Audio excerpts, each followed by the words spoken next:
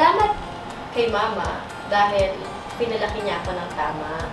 Pinalaki niya ako ng may takot sa Diyos. At higit sa lahat, pinalaki niya ako ng matapang.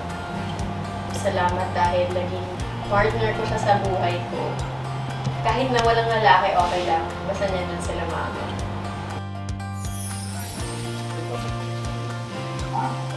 Dito.